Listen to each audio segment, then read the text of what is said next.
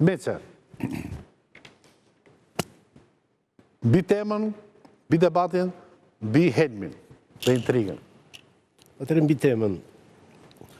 Sot në debat janë dy çështje, një çështje elektorale, një çështje spakut, të cilat koordinohen me njëra tjetrën dhe vendosen funksion njëra tjetrës, por po i pe në themel janë të dyja të ndarë nga njëra tjetra. Janë dyja të ndarë dhe secila palë po lufton për veten e vet në kuadër të ndërhyrjes në politikë dhe ndërhyrjes në SPAK. Në kuadër të ndarjes të grupeve në SPAK, në kuadër të ndarjes të grupeve në politikë. I thash këto sepse tezat që qarkullojnë sot janë grupe në SPAK, grupe në Parti Socialiste, grupe në Parti Demokratike, ndërhyrje SPAK-ut politikë, të gjitha tezat janë dhe të gjitha kanë një të vërtetë në vetvete.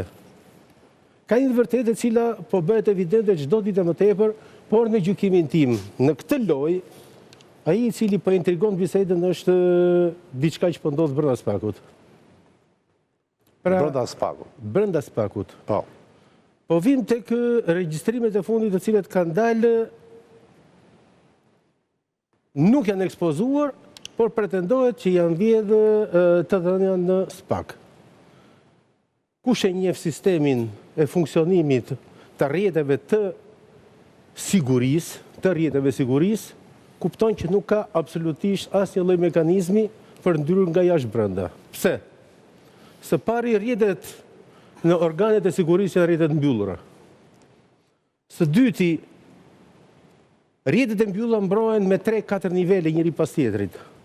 Së treti, nuk ruhet material në kompjuter në rrjetet e sigurisë. Gjithë materiali ruhet në server. Kompjuterët janë thjesht makina shkrimi. Së katërti, nuk ka USB në organet e sigurisë, në asnjë vend.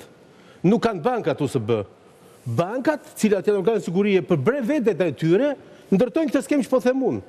Dhe që të futesh në sistemin e brendshëm të bankës, duhet të qash disa mure që i thonë sigurisë. Qartë.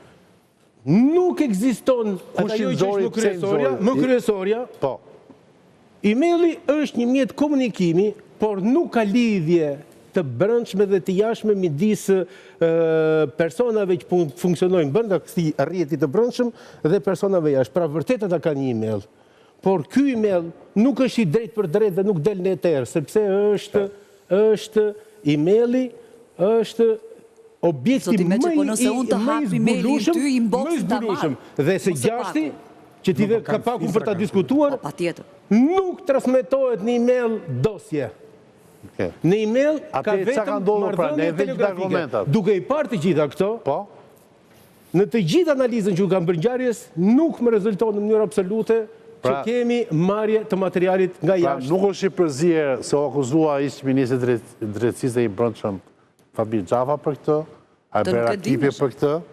Këtë nuk e dim, SPAK-u po ato për grup strukturuar kriminal. Tani unë lexova artikullin që e zoti Xhafa dhe që thotë ti bëri një pyetje. Ai thotë që kjo është një shpifje ulët. Po edhe mund të jetë, por nuk mjafton fjala e tij për çën e tillë. Po bëj pa mirë. Nuk po them pra argumentet si po nxjerr me çfarë do të thotë. Unë kuptoj, unë po interpretoj atë që thotë Meçi, jo atë që është. Në dy gjëra të ndryshme, mund të jenë 3 gjëra të ndryshme. E vërteta mos e të fare në këtë studio. Meçi thotë që siguria është kaq e lartë sa nga brenda është nxjerr vetë. Por mos harroni që edhe ata që punojnë në BKH. Me agjenturë, një sekondë, pra ti e di shumë mirë. As versioni që është marrë të dhënat me agjenturë. Një sekundë. Për të dëmtuar Elion Veli në favor të një grupi tjetër politik. Ekspertët e IT-s kanë shpjeguar që po është e vërtetë çdo Meçi që thotë, që duhet dikush nga brenda të hap një portë virtuale. Por mos harroni që ata që punojnë në SPAK sot në BKH dhe në struktura ndihmëse nuk kanë ardhur nga qielli. Janë njerëz që kanë lidhje me eksponentë. Unë kam menduar të vini nga qielli. Ozhe, më fal, ta vazhdoj logjikën. Po një gjyqtar i vettingut sot është kandidati i PS-s për deputet, do thotë që ka shërbyer partisë në pushtet e të vettingu.